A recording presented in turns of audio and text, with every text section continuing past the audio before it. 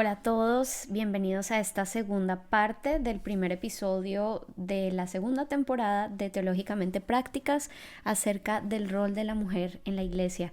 En nuestra conversación anterior estuvimos hablando de las posiciones principales sobre el tema, el complementarismo y el igualitarismo.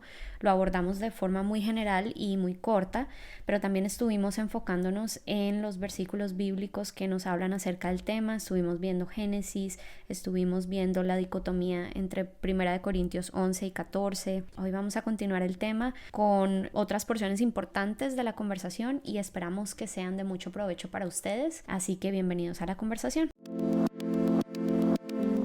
Hola a todas, somos Ana Ortiz El Sarbuc y Clara Bastidas Bombiela. Y en este podcast somos Teológicamente Prácticas, un espacio de conversaciones relevantes sobre la vida cristiana para mujeres, desde una perspectiva bíblica. Queremos que juntas crezcamos en nuestra fe cristiana y en el conocimiento de la Biblia, entendiendo que es necesario tener una teología bíblica sólida para permanecer y dar fruto en Jesús. La teología no es algo reservado solo para los estudiosos o pastores. Es una herramienta disponible y necesaria para ti en cualquier etapa en la que te encuentres. En Teológicamente Prácticas sostendremos conversaciones pragmáticas que nos permitirán examinarlo todo, retener lo bueno y desechar lo malo. Bienvenidas a Teológicamente Prácticas. Creo que a la luz de lo que dice Pablo en 1 Corintios 11, que habla de que la mujer puede orar y profetizar, ¿por qué no hablamos un poquito de la profecía? Porque yo creo que tenemos una carga bien grande con el tema de la profecía y de cómo se interpreta lo que es profetizar. Sí, y además eso tiene mucho que ver con lo que veníamos hablando de 1 Corintios 14, porque al final, digamos, el punto de Pablo de no está bien visto que una mujer hable en la iglesia, nos abre la pregunta de, bueno, entonces si la mujer no puede hablar, no puede profetizar, pero vemos que sí, en 1 Corintios 11 está hablando de profetizar. Creo que es aquí importante empezar hablando un poco de ver a la luz del resto de la escritura qué evidencia tenemos bíblica de que las mujeres profetizan. Y allí creo que tenemos bastantes ejemplos, ¿no? Está Miriam, la hermana de Moisés y Aarón, se considera como una profetisa, lo vemos en Éxodo. La esposa de Isaías la llama como la profetisa. Está Hulda, que si no estoy mal es en Primera de Reyes o Segunda de Reyes. Segunda de Reyes. Si quieres tú dices el nombre y yo digo el versículo para que lo anoten. Ok. Segunda de Reyes 22. 22. Está Hulda o Hulda. También están las hijas de Felipe, ya en el Nuevo Testamento. Están en Hechos 21. Hechos 21. Bueno, otra de las profetisas del Nuevo Testamento que a mí me encanta porque es mi tocaya es Ana. Ana, si recuerdan, ella se la pasaba en el templo ayunando, era una viuda. Otra profetisa. Lucas 2.36. Lucas 2.36 para que tomen notas. Y estos nada más son algunas de las profetisas que tenemos registradas en la palabra. Pero creo que tenemos un buen número de mujeres que están descritas en la palabra como profetisas. Es decir, esto no es un tema excepcional. Ahora, ¿qué pasa? Uno de los argumentos que ha surgido sobre el tema de la profecía, dado que la mujer tenemos evidencia de que profetizaba a lo largo de la palabra. Digamos, uno de los argumentos que dicen que la mujer no puede profetizar hoy en día tiene que ver con uno de los temas que tocamos en nuestro episodio sobre las denominaciones, y es el tema del cesacionismo, es decir, esta idea de que algunos de los dones del Espíritu Santo ya no funcionan hoy en día, y son los dones que se denominan apostólicos. Es decir, los dones que utilizaron los apóstoles para establecer la iglesia y para cerrar el canon bíblico. También otro de los episodios que tocamos. Esos dones son el don de sanidad, de profecía y de lenguas. Entonces, algunos creyentes consideran que ya que tenemos el canon cerrado, y esto es basado en los versículos que apuntan a que va a llegar un momento en que van a dejar de funcionar estos dones, en especial la profecía, porque va a llegar lo perfecto. En su opinión, lo perfecto ya llegó y es el cierre del canon. Entonces, por eso ellos consideran que ya no aplican estos dones a la iglesia hoy en día. Si tú consideras que eso es tal, entonces, en tu opinión, la profecía, la mujer no la ejerce hoy en día. porque ni la mujer ni el hombre la ejercen. Ni el hombre, nadie, exacto. Simplemente no se ejerce. No se ejerce y por lo tanto, pues la mujer no tiene ese rol. Ahora, ¿qué pasa? De ahí entra una segunda discusión y es de qué significa profetizar. Existen aquellos que dicen que profetizar es igual que enseñar y hay quienes dicen que no. Entonces, yo pienso que lo que debemos considerar acá es qué dice la palabra sobre qué es profetizar. Si quieres lo leo, que lo tengo aquí en la mano. Dale, de una. No, solamente, 1 Corintios 14, versículo 3, dice, pero el que profetiza habla a los hombres para edificación, exhortación y consolación. O sea, eso no define la profecía, pero define para qué es la profecía que viene de Dios, ¿no? Exactamente. Y si tenemos en cuenta esa explicación, pues yo creo que no hay mucho espacio para decir que las mujeres no pueden edificar, animar o consolar. Y si tú vas a hacer esas cosas, creo que como creyente es bastante evidente que las vas a hacer utilizando la palabra de Dios. La palabra de Dios, exactamente. Porque ¿cómo podemos animar, edificar y consolar a otros sin la palabra de Dios siendo creyentes? Nos volveríamos psicólogos y nos... No, y que... Sí, perdón. Dale. Aquí yo creo que podemos hacer un episodio solo de profecía, que queremos realmente. Uh-huh. Pero yo sé que hay mucha confusión con respecto al tema de profetizar, sobre todo en nuestra iglesia latinoamericana, porque tenemos yo creo que una mezcla ahí un poquito rara de doctrinas y de ideas. Pero lo cierto es, y pues digo esto con mucho respeto y con mucha humildad, pero es que de verdad he estudiado bastante el tema y no tengo otra evidencia, y es... La profecía que nosotros vemos en el Antiguo Testamento es diferente a la profecía del Nuevo Testamento. ¿Y esto por qué? Porque tenemos a Jesús y porque tenemos al Espíritu Santo. Y antes esta era la forma en la que Dios, la única forma en la que Dios se comunicaba con el hombre, ¿no? Decía, esto es lo que va a pasar, esto es lo que va a suceder. Pero hoy en día nosotros, que tenemos a Cristo, que tenemos al Espíritu Santo, que tenemos acceso directo al Padre y que tenemos su palabra revelada en la mano, no podríamos hablar de que Dios nos va, y yo de verdad que soy bastante dura con eso y escéptica, porque lo que se profetice, que no sea de acuerdo a la palabra y que no hay una evidencia clara de que simplemente estás repitiendo o enseñando lo que dice la palabra, es para cuestionarlo. Y el mismo Pablo da indicaciones claras de que toda profecía tiene que ser puesta a prueba por varias personas además, ¿no? Exacto. La palabra realmente, la palabra misma lo dice, ¿no? O sea, ya toda la revelación está aquí. Uh-huh. Ya toda la revelación está aquí y a eso es a lo que tenemos que apuntar. O sea, todo lo que Dios nos quería decir, nos los dijo. Por supuesto, eso no quiere decir que Dios no se comunique con nosotros y que no revele cosas personales a cada uno en su relación íntima con nosotros, pero la profecía no es un don de adivinación. Uh-huh. Y eso es importantísimo tenerlo claro. Y mientras más, Ani, no sé si te ha pasado, pero mientras más he leído sobre el tema y he estudiado sobre el tema, estoy más convencida de que la profecía, bueno, yo no sé si tú opinas lo mismo, pero de que la profecía es enseñanza. La profecía es enseñar, es proclamar la Biblia. Uh-huh.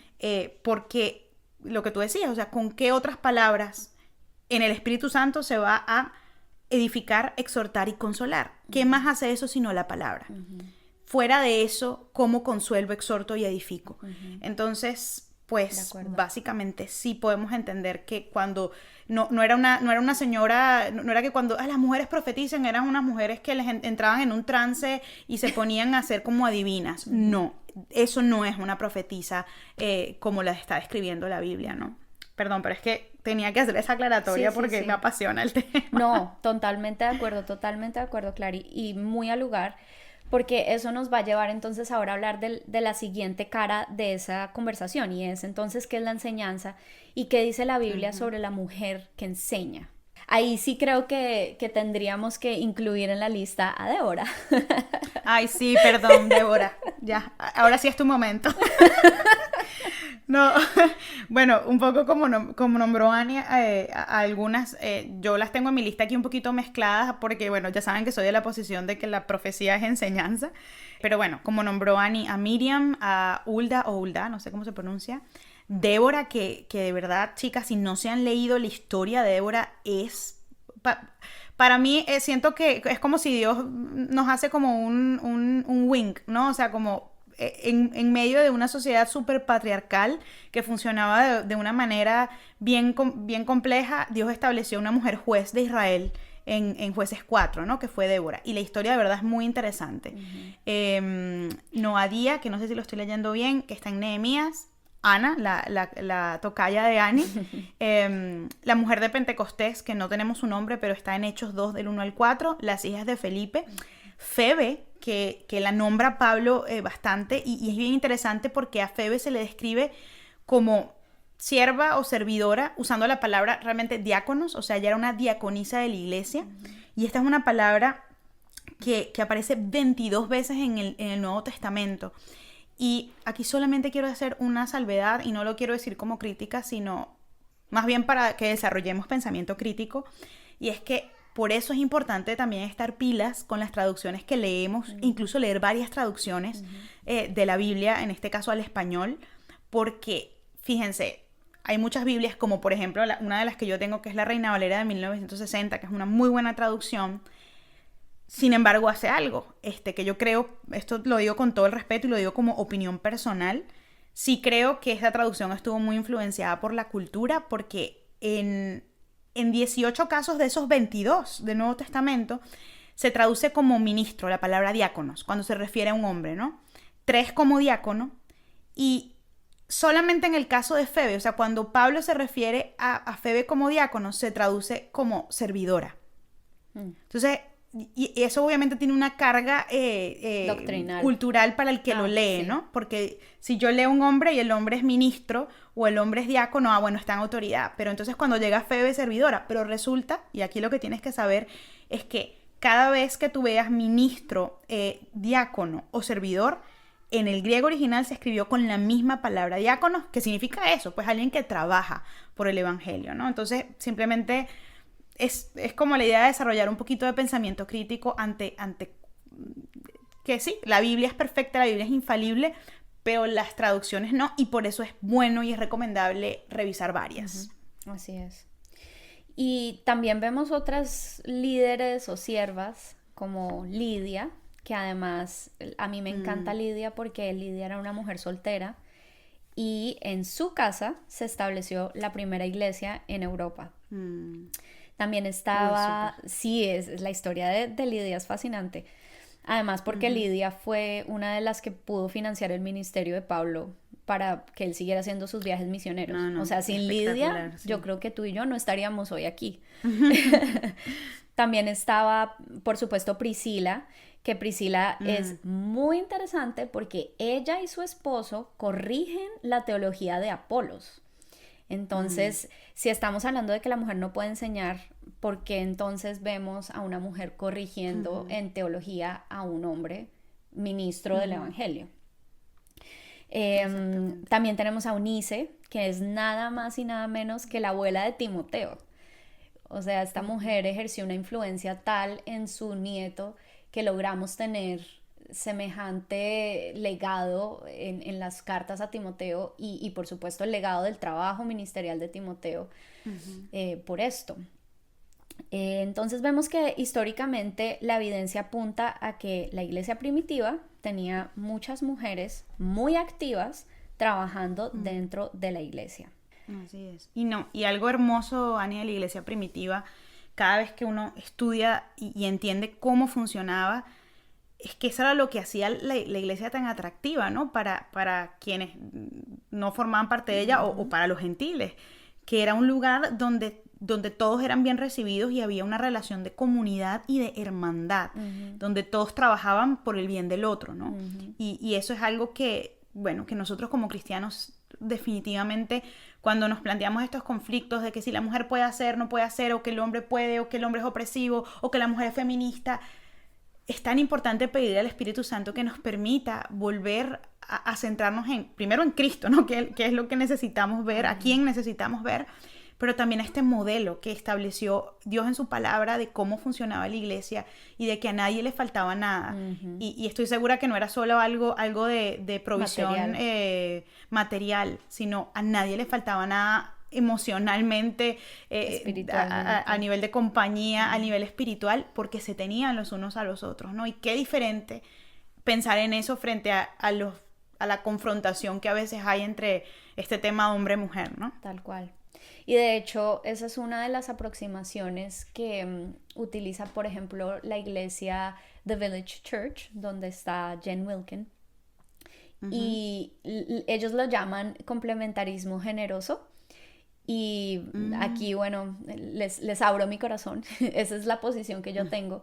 Yo me considero una complementarista generosa. Y es esta idea de pensar en las relaciones entre hombres y mujeres y el rol y responsabilidades de ambos géneros en un contexto de pensar nuestra relación como funciona en una familia.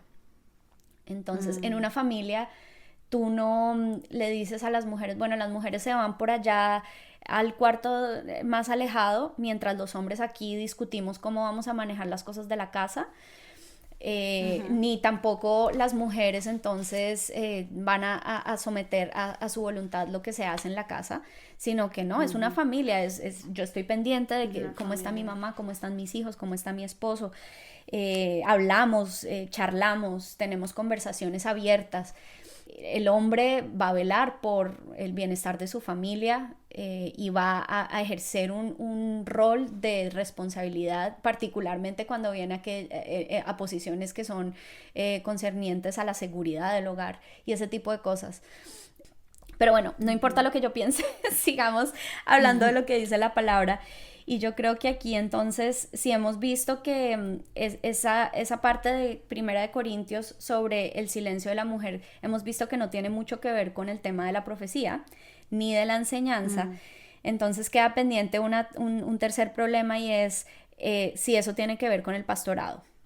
Entonces, creo que ese es el siguiente punto del debate que...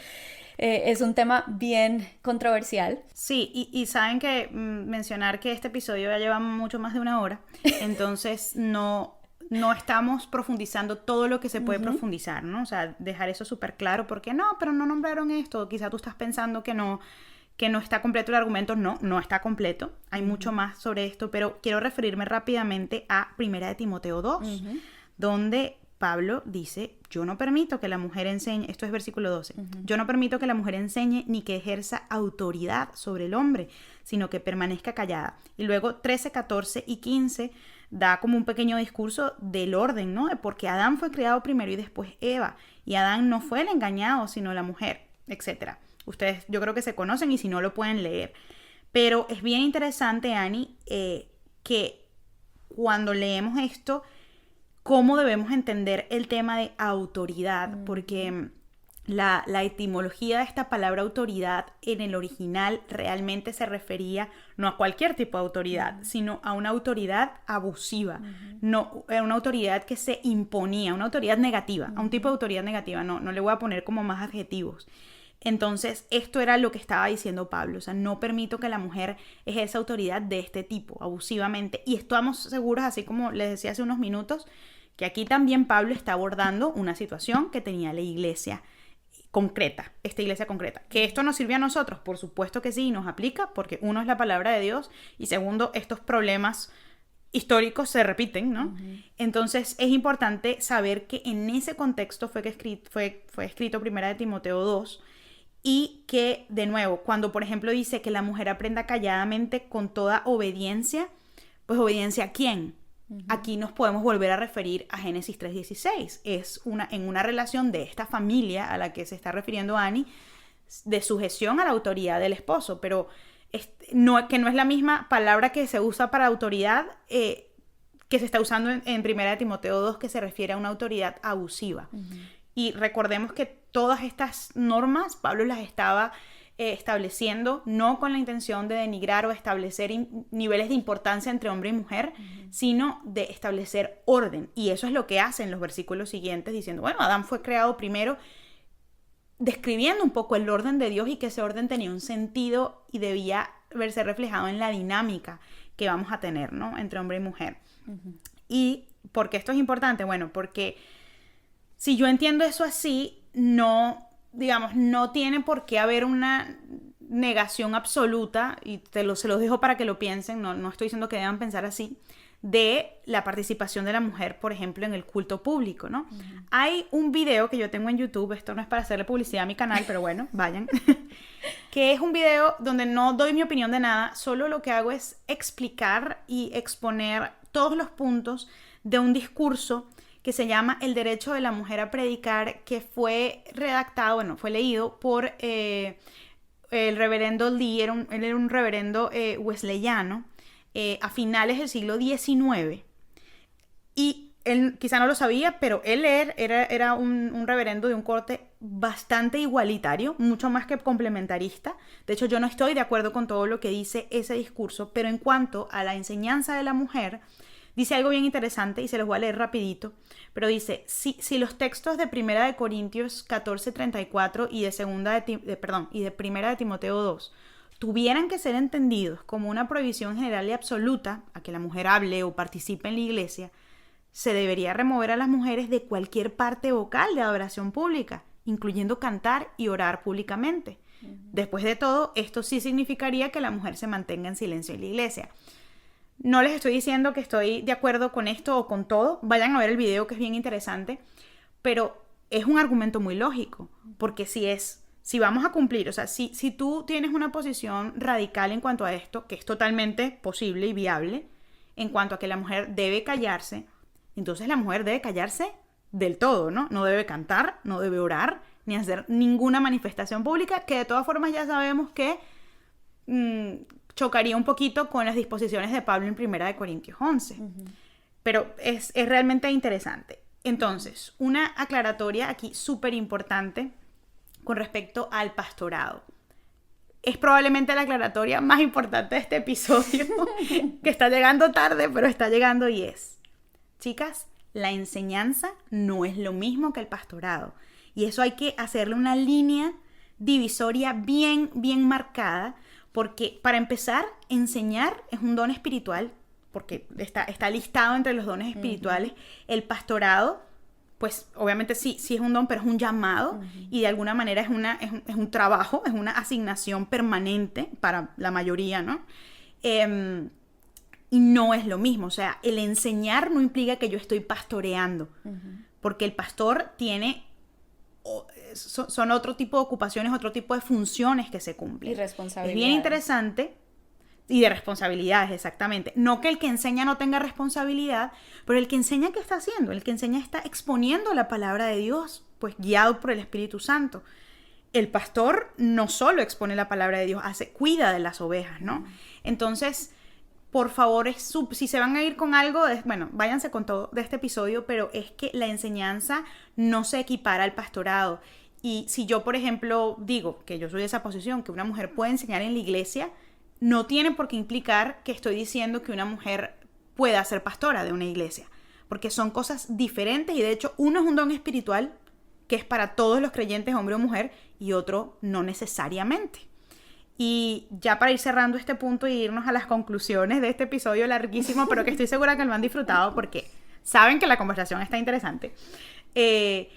Eso es solo un argumento, ¿ok? No, Ani y yo de hecho tuvimos una conversación tras cámaras acerca de qué pensábamos, y pues concluimos que ciertamente hay algunas dudas, ¿no? En cuanto a esto, pero uno de los tantos argumentos, no el único, que existe, es que en 1 de Timoteo 4 se hace una descripción de las calificaciones que tiene que tener un pastor. O sea, ¿cómo tienes que ser tú para poder ser un pastor u obispo? Que es la otra palabra que se usa. De hecho, en la versión que tengo aquí dice un ministro de Cristo. En esas calificaciones del obispado, del pastorado, se dirigen exclusivamente a un hombre. Se habla exclusivamente en términos masculinos, se habla de que tiene que ser hombre de una sola esposa, etc. Y un poquito más adelante habla de las calificaciones para los diáconos, servidores o ministros, como lo quieran decir. Y sí vemos que al parecer, al menos eso es lo que se extrae de la lectura, le habla a los diáconos hombres y a las diaconisas mujeres, cómo debe ser una mujer. Aquí hay debate porque hay unas traducciones que dicen cómo deben ser las esposas de los diáconos.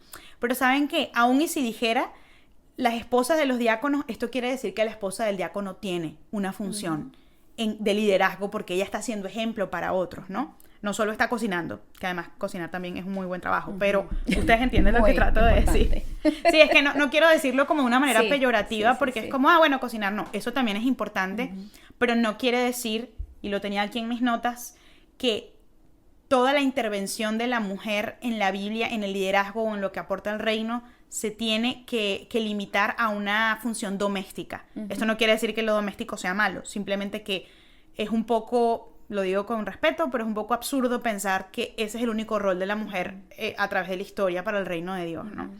Y si no, si quieren irse más modernos, pensemos en las misioneras que han evangelizado a millones de personas alrededor del mundo. O sea, no solo cocinaban, predicaban la palabra de Dios. Pero bueno, hay mucho más que podemos adentrar acá. De nuevo, este no es el único argumento, no es lo único que podemos usar para decir, bueno, quizá la Biblia nos está indicando que el pastorado es exclusivo para el hombre y no para la mujer.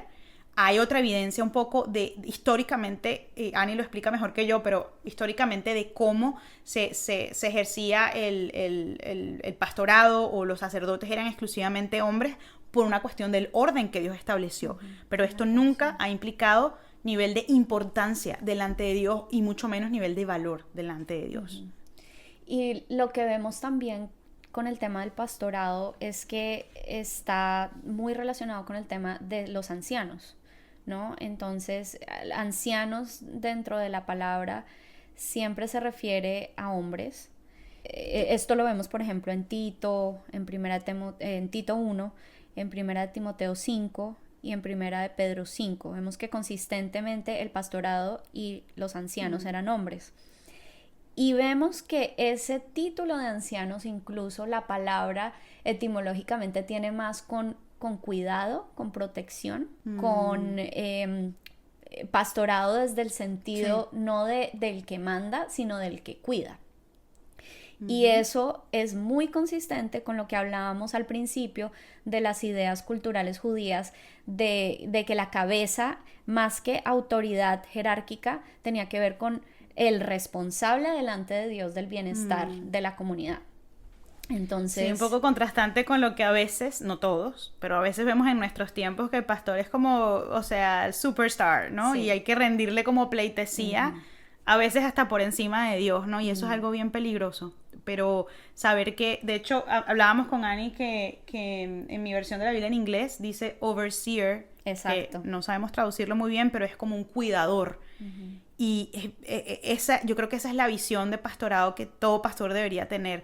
Más que, sí, se te ha dado un lugar de liderazgo, un lugar importante, claro que sí, pero es justo por la responsabilidad que tienes debajo de ti, ¿no? Y de la cual se te va a rendir cuentas. Entonces se te va a pedir cuentas, perdón. Es bien interesante. Perdón por la interrupción, otra vez. No, es que es súper importante que recordaras eso. Y que además nos animes a tener esa perspectiva crítica, ¿no? Porque a veces podemos decir, no, es que lo correcto es que la mujer no puede pastorear y la mujer no puede hacer este tipo de cosas, pero no nos sentamos a pensar hasta qué punto está siendo bastante fuera de la Biblia el comportamiento y la conducta del liderazgo en mi iglesia, ¿no? Podemos ser muy críticos en cuanto a temas secundarios como este, pero olvidamos ejercer ese ojo crítico en otros temas un poco más importantes. Así que me parece súper al lugar tu comentario, Clary. Ani, ¿qué piensas si arrojamos algunas conclusiones a este episodio? Exacto. Que para eso largo. Miren, esto es una conversación real entre dos amigas que se sientan a tomarse un café. O sea, ustedes querían conversación, esto es una conversación, al menos de nosotras. Sí, sí. Yo creo que sí, exacto. Es importante que vayamos aterrizando el tema porque hay mucho que decir, hay muchas cosas de las que no hablamos, otras perspectivas que existen. Pero yo creo que una de las conclusiones a las que podemos llegar es que, nuevamente, esto es un tema que no es primario. Esto es un tema que no tiene que ver con la doctrina básica de la salvación y el evangelio. No afecta a tu salvación, exactamente. No afecta a tu salvación. Es un tema increíblemente relevante e importante. Pero es un tema del cual tenemos miles de libros, no sé si millones, pero muchísimos libros Es un tema que muchísimos eruditos, teólogos, estudiosos, pastores han pensado, repensado, le han visto todas las aristas al tema. ¿Y qué vemos? Que en la historia no hay un consenso, no hay 100% de consenso sobre este tema. Entonces no podemos esperar que exista ese consenso de repente porque nosotros tenemos una posición a favor de un lado o del otro. Sí, y decir, es así y ya, y no reconozco ninguna otra posición y no me parece válido, no, o sea, hay que tener mucho cuidado con eso. Exactamente, pero lo que sí tenemos es una responsabilidad delante del Señor y es hacer la tarea de orar, de leer su palabra, de investigar, de incluso consultar con nuestro liderazgo en la iglesia y con otros creyentes y de esa manera llegar a una conclusión personal que nos permita tener esa libertad de conciencia delante del Señor, de decir, ok, Señor, esto es lo que yo entiendo de tu palabra después de haber hecho la tarea y me siento tranquila de pensarlo así porque no lo estoy tomando desde mi propio sesgo cultural o desde mis propias preferencias, sino de haber orado y haber buscado la verdad contigo y a través de tu cuerpo, de mi comunidad, de la iglesia. Yo creo que esa es una de las primeras conclusiones. Otra de las cosas que, pensando en todo lo que hemos hablado, yo creo que es importante también considerar, es que cuando empezamos a considerar este tema de las diferencias de género y de los roles de género, podemos llegar como a dos extremos, ¿no? Uno es que somos demasiado diferentes. Y entonces el hombre tiene que hacer esto, esto y esto, y la mujer esto y esto y esto. Y esa diferenciación típicamente hace que nos aislemos, ¿no? Entonces dejamos... Y nos confrontemos. Es aislamiento y confrontación, ¿verdad? Exactamente. Se genera como una animosidad entre géneros, que es lo que lamentablemente, pienso yo, ha sido una de las consecuencias negativas del feminismo, ¿no? Que ya no se trata de buscar igualdad entre hombres, sino de ser más que los hombres, o al contrario, el hombre opacar completamente a la mujer. Y eso también ayuda a tratar al otro como menos persona. Y recordemos lo que veíamos al principio en Génesis. Nosotros somos creados, tanto el hombre como la mujer, a imagen y semejanza de Dios. Y al final del día, tanto el hombre como la mujer son igual de humanos, iguales. Y en Cristo no hay esa distinción, o sea, ante el Señor no es como, mira, aquí viene la mujer que es mucho más poderosa que el hombre, o aquí viene el hombre que es mucho más importante que es la autoridad. Mí que la mujer. No. Exacto. No, o sea, Cristo, el Padre que nos ve a través de Cristo no nos ve así. Exactamente. y la palabra es muy clara en eso. Exactamente. Y yo entiendo que podamos tener un temor por el impacto del feminismo y de ideas de izquierda acerca de lo que significa ser mujer u hombre. Pero yo creo que ese temor no debería existir en la iglesia porque tenemos al Espíritu Santo que nos guía a toda verdad y porque tenemos la tranquilidad de saber que al final, cuando el hombre y la mujer trabajan en conjunto para ser fructíferos y multiplicarse, para ejercer dominio sobre la tierra y en el contexto del Nuevo Testamento para predicar el Evangelio, pues somos muy útiles juntos, somos interdependientes, somos completos trabajando entre hermanos y hermanas. Entonces, creo que por eso es tan importante pensar en estos temas más a nivel de qué es lo que tenemos en común, más allá de qué es lo que nos diferencia.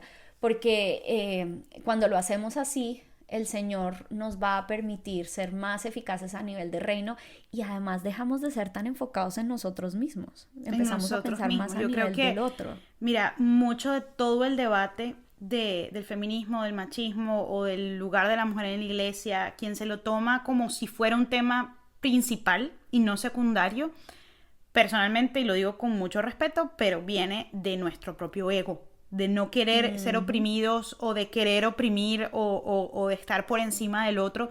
Y al final ese es nuestro corazón pecaminoso hablando y no, si vamos a la Biblia, si leemos lo que realmente nos llama el Evangelio, ¿a qué nos llama? A amar al Señor por sobre todas las cosas y a nuestro prójimo como a nosotros mismos y cumplir la gran comisión. Ese es el llamado último y más importante, y eso es indebatible.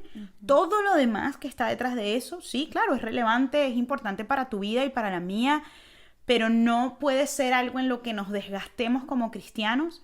Y yo sé que pues muchas de los movimientos que hay hoy en día nacieron como, y eso vamos a hablar en el episodio del feminismo, pero para reivindicar cosas que no estaban bien y viceversa. Entonces ahora se ha vuelto, los movimientos reactivos tampoco son buenos, entonces ahora se ha vuelto pues un desastre en mi apreciación, porque nos sigue confrontando. Pero por favor, tú como cristiano, sí, o sea, estudiemos estos temas, formémonos una opinión, sepamos por qué sí y por qué no, pero no nos desgastemos como si esto fuese un tema principal, porque no lo es. Que no nos quite el tiempo para enfocarnos en amar al Señor, en servirle a Él y por consecuencia servir a nuestro prójimo. Si nos desviamos de eso, ya sabemos que estamos mal. Así es, exactamente.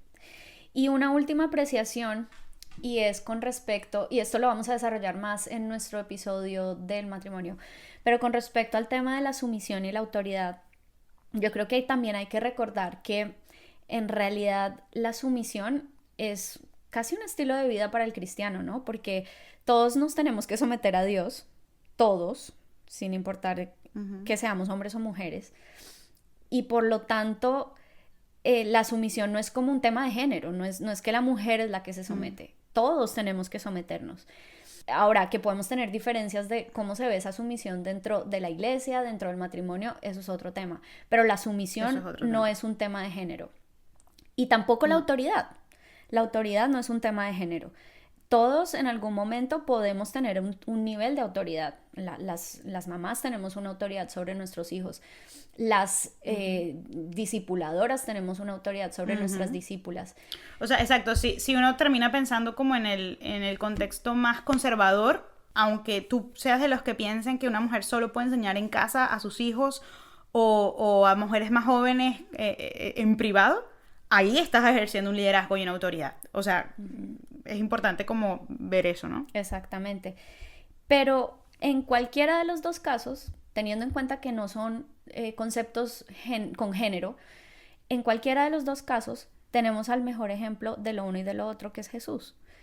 Y es seguirlo a Él en cuanto a cómo Él se sujetó al Padre y cómo Él ejerció su autoridad sobre las mujeres. Y lo vemos a Él ejerciendo, Él nos llama a ser siervos, a ser líderes servidores. Y esa era la forma en que Él interactuaba con las mujeres en su ministerio. Yo creo que hay mucho más que seguiremos explorando. Pero miren, chicas, como decía Ani, hay mucho en lo que no entramos, pero no temáis porque en los próximos episodios vamos a hablar de matrimonio, vamos a hablar de la mujer y el trabajo, y todos estos temas se conectan y pues sí, se encuentran en estas preguntas teológicas que necesitamos hacernos. Así que a pesar de que hablamos una hora y cubrimos muchas cosas, sé que hay cosas que se quedaron por fuera. Pero esperamos en el Señor que nos guíe a cubrirlas todas. Y lo que no, pues pueden buscarlo también ustedes por su parte con las notas que les estamos dando. Y nada, yo creo que lo podemos dejar hasta aquí por hoy. Agradecerles por escucharnos. Sabemos que hay muchas personas que nos están escuchando y nos llena de humildad y nos llena de adoración al Señor por lo que Él ha hecho y porque nos permite llegar a ustedes y porque nos permite pues encontrar el tiempo también para hacer esto, ¿no? Bueno, pues que el Señor los bendiga, porque es chévere. Yo conozco hombres que lo están escuchando, así que sí. Gracias, amigo. Y bueno, nos veremos en el próximo episodio sobre el feminismo. No se lo pierdan. Chao. Chao. Esto fue Teológicamente Prácticas.